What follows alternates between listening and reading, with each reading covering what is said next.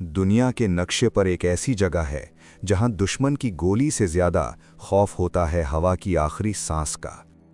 -50 degree Celsius, हड्डियों को जमा देने वाली बर्फीली हवाएं और सफ़ेद मौत का एक अनंत समंदर जिसे हम कहते हैं सियाचिन ग्लेशियर। दुनिया का सबसे ऊंचा और सबसे खतरनाक बैटलफील्ड। लेकिन क्या आप जानते हैं कि इस बर्फीले आसमान को जीतने की जंग किसी मैदाने जंग में नहीं, बल्कि हजारों किलोमीटर दूर लंदन के खामोश बाजार में शुरू हुई थी।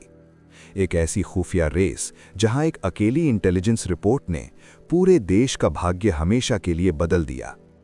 ये कहानी है अप्रैल 1984 की, ऑपरेशन मेघदूत की।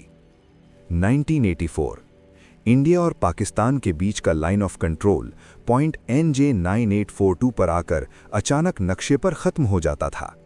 उसके आगे क्या था? सिर्फ बर्फ, सिर्फ खामोशी और एक अनरिटन रूल। दोनों देशों ने मान लिया था कि इस जमे हुए नर्क में कोई इंसान जिंदा नहीं रह सकता, तो वहां सेना भेजने का क्या फायदा? जियो स्ट्रैटेजी में एक नियम है, जो जगह खाली होती है वहां दुश्मन की नजर सबसे पहले पड़ती है। पाकिस्तान ने ठीक यही किया। उन्होंने दुनिया भर के माउंटेनियर्स को सियाचिन आने का न्योता देना शुरू किया, लेकिन इसमें एक काला राज था। उन सभी फॉरेन क्लाइंबर्स को पाकिस्तान अपना वीज़ा दे रहा था। ये सिर्फ एक वीज़ा नहीं था, ये खामोश संदेश था पूरी दुनिया को कि सियाचिन पर आने का रास्ता हमारा है, इसलिए सियाचिन हमारा है। अगर उस वक्त इंडिया चुप रहता तो बिना एक भी गोली चलाए पाकिस्तान इंटरनेशनली सियाचिन पर अपना हक जमा लेता।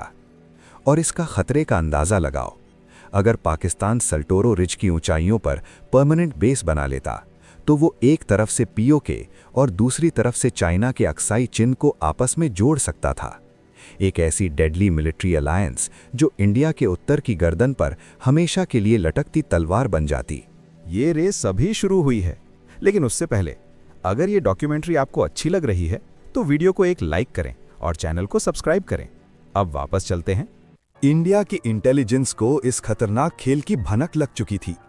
कर्नल नरेंद्र बुल कुमार जैसे लेजेंडरी माउंटेनियर ने ग्लेशियर पर कोवर्टली जाकर ठोस सबूत ढूंढ निकाले कि पाकिस्तान वहां अपने निशान छोड़ रहा है। लेकिन असली तूफान अभी आना बाकी था। सर्दियों का अंत था। दिल्ली के साउथ ब्लॉक में रॉ और मिलिट्री इंटेलिजेंस के टॉप ऑफिशियल्स के बीच बंद दरवाजों के पीछे इमरजेंसी मीटिंग्स चल रही थी। तभी लंदन से आई एक रिपोर्ट में पूरे इंटेलिजेंस नेटवर्क में भूचाल ला दिया। लंदन में एक मशहूर स्टोर था जो एक्सट्रीम कोल्ड वेदर गियर बनाता था, आर्कटिक जैकेट्स, स्नो बूट्स और हाई एल्टीट्यूड टेंट्स। रॉ के असेट्स ने एक क्लासिफाइड इंफॉर्मेशन इंटरसेप्ट की। पाकिस्तान आर्मी ने इस स्टोर को एक मैसिव ऑर्डर दिया था, दुनिया के सबसे ऊंचे पहाड़ों पर लड़ने के लिए सबसे एडवांस्ड विंटर गियर। लेकिन ट्विस्ट ये था, इंडियन आर्मी ने भी ठीक उसी लंदन स्टोर से अपने जवानों के लिए विंटर गियर का ऑर्डर दिया था।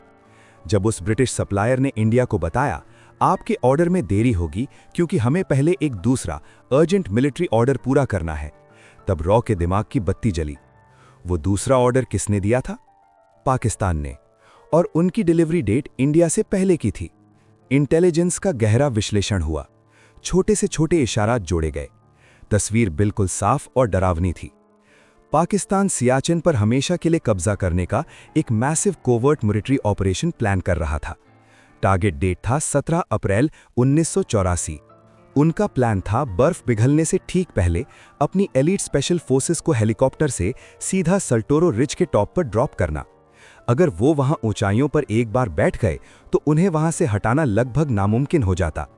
नीचे से ऊपर हमला करना किसी भी सेना के लिए सुसाइड मिशन से कम नहीं होता। अब इंडिया के पास सिर्फ एक रास्ता था, पाकिस्तान से पहले वहां पहुंचना। लंदन से प्रॉपर गियर आने का इंतजार करने का मतलब था सियाचिन को बिना लड़े दुश्मन के हाथ में सौंप देना। तो फैसला हुआ, चाहे जो हो जाए हम आखिरी वक्त तक इंतजार नहीं करेंगे। लोकल मार्केट से, यूरोप के अलग अलग हिस्सों से जितने भी basic winter jackets, mountaineering equipment और स्लीपिंग बैग्स मिल सके, उनको रातों रात इकट्ठा करना शुरू किया गया। ये कपड़े उस -50 डिग्री की सर्दी के लिए बिल्कुल काफ़ी नहीं थे, लेकिन जवानों का जज्बा उस जमा देने वाली बर्फ से कहीं ज्यादा गर्म था। ऑपरेशन को नाम दिया गया ऑपरेशन मेघदूत। कालिदास के उस मशहूर नाटक के नाम पर जिसमें बादलों को संदेश देने के लिए इस्तेमाल किया जाता है। यहाँ संदेश साफ था, ये जमीन, ये आसमान, ये पहाड़ हमारे हैं। डी-डे तय हुआ 13 अप्रैल 1984, बैसाखी का दिन। जब पूरा देश अपने आंगन में त्योहार मना रहा था, तब नॉर्दर्न कमांड के बेस कैंप पर इंडियन एयरफोर्स के चेतक और चीता हेलीकॉप्टर्स ने अपने इंजन्स स्टार्ट किए। इन हेलीकॉप्टर्स को टेक्निकली इतनी एक्सट्रीम ऊंचाई पर उड़ने के लिए डिजाइन ही नहीं किया गया था।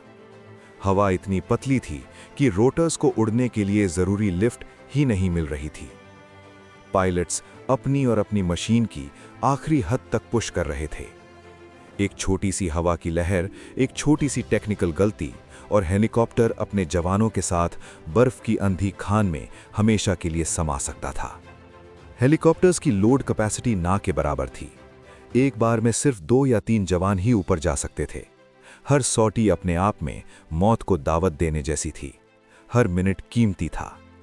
लेकिन उस दिन IAF के पायलट्स ने इतिहास रचा। उन्होंने बिना थके एक के बाद एक ड्रॉप्स किए। कुमाऊं रेजिमेंट और लद्दाख स्काउट्स के जवानों को सियाला और बीलाफोंड ला पासेस पर सेफली उतारना शुरू किया। सोचिए उस अकेले जवान की हालत, जिसे अचानक बेस कैंप से उठाकर दुनिया की सबसे दुश्वार और ठंडी ऊंचाई पर छोड़ दिया गया हो, जहां ऑक्सीजन की भयंकर कमी से इंसान के फेफड़े फट सकते हैं। ना ठीक से शेल्टर, ना खास कपड़े, सिर्फ एक असॉल्ट राइफल, थोड़ा सा राशन और अपने देश के लिए मर मिटने का पागलपन। हेलीकॉप्टर्स जवानों को छोड़कर वापस चले गए और वो जवान अकेले रह गए उस भयानक सफेद सन्नाटे में। सूरज ढलते ही टेम्परेचर -40 से -50 डिग्री तक गिरने लगा। ऐसी ठंड जिसमें खून जमने लगता है, हाथ पैर सुन्न हो जाते हैं।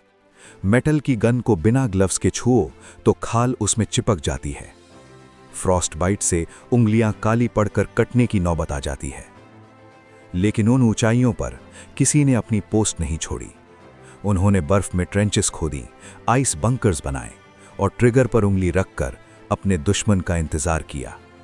और फिर 4 दिन बाद 17 अप्रैल 1984, पाकिस्तान की स्पेशल फोर्सेस अपने ब्रांड न्यू लंदन से आए हाईटेक विंटर गियर पहनकर पूरे यकीन के साथ सैल्टोरो रिज पर आगे बढ़ी।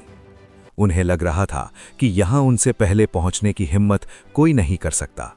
वो आराम से अपनी जीत के झंडे गाड़ेंगे। लेकिन जब वो थोड़ा ऊपर पहुंचे और धुंध छटी, उनके पैरों तले जमीन खिसक गई। भारतीय सेना के जवान पहले से ही उन ऊंचाइयों पर एब्सोल्यूट कंट्रोल के साथ बैठे हैं। उनकी बंदूकों की नलियां सीधे उन्हीं की तरफ तानी हुई हैं। पाकिस्तानी फौज हैरानी और दहशत में थी। वो इस रेस को हार चुके थे।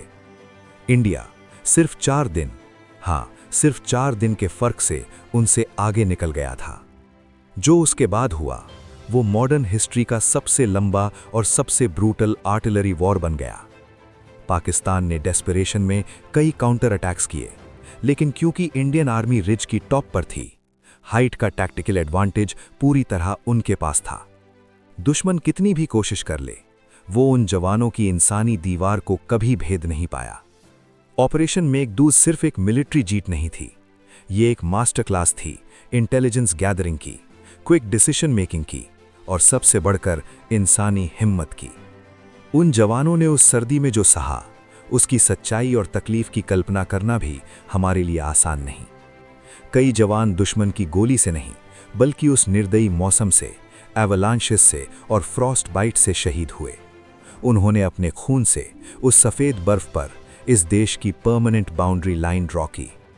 आज भी जब हम और आप अपने आरामदायक घरों में चैन से सोते हैं, तब वहाँ उस ग्लेशियर पर, ठीक उसी ऊंचाई पर, -50 डिग्री की हवाओं के बीच हमारे जवान उसी पोस्ट पर पहरा दे रहे हैं। दुनिया की किसी भी फौज ने इतने लंबे समय तक ऐसी एक्सट्रीम कंडीशंस में अपने देश को डिफेंड नहीं किया। ये कहानी याद दिलाती है कि सुरक्षा की दीवार कितनी नाजुक होती है और कैसे एक लंदन स्टोर की एक अकेली रिसीट पर छिपी एक लाइन हजारों जवानों की किस्मत तय कर सकती है। क्योंकि बर्फ आज भी उस दिन को याद रखती है जब हिंदुस्तान की सेना ने सिर्फ एक ग्लेशियर को फतह नहीं किया था, बल्कि देश के सबसे ऊंचे शिखर की किस्मत को हमेशा के लिए अपने हाथों से लिख दिया था। अगर ये डॉक्यूमेंट्री आपके दिल को छू गई, तो इस वीडियो को लाइक करें, शेयर करें और हमारे सूत्र डॉक्यूमेंट्री चैनल को सब्सक्राइब करें।